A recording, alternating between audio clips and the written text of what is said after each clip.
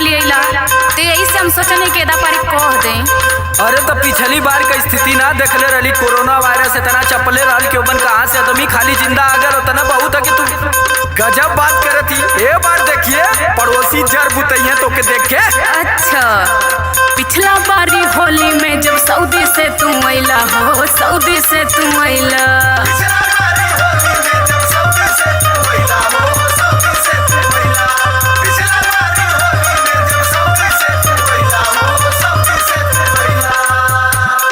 हमरा खातिर सैया एगो टिकोना ले अइला हो, टिकोना ले अइला।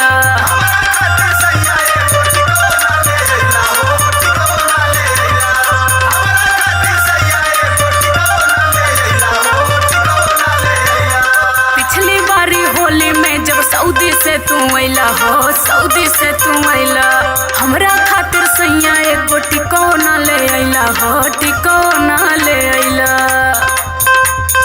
खोले नहीं देव छुछे हाथे बन्हना, सड़िया लेके गड़िया, सड़िया लेके गड़िया धरी हो ए परदेसी सजना, परदेसी सजना।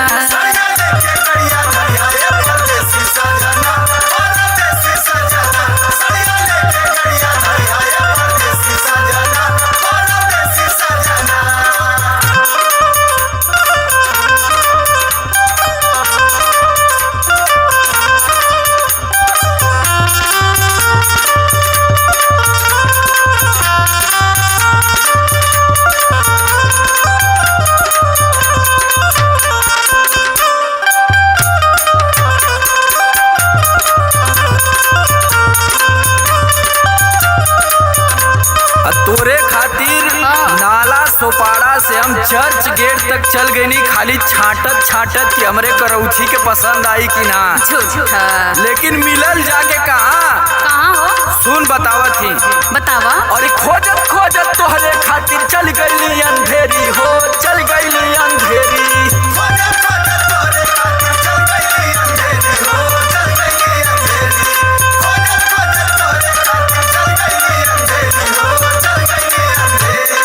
तब जाके मिलल धनिया सिल्क है चंदेरी हो, सिल्क है चंदेरी।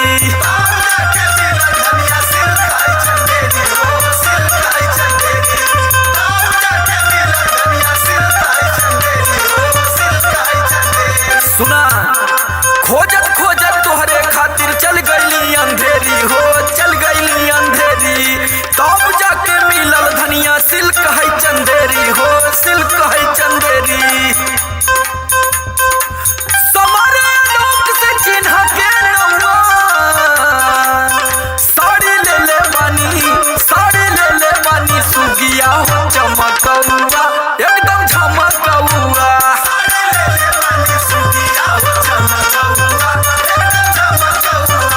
अरे पहिर के पूरा गौआ फान खलिए।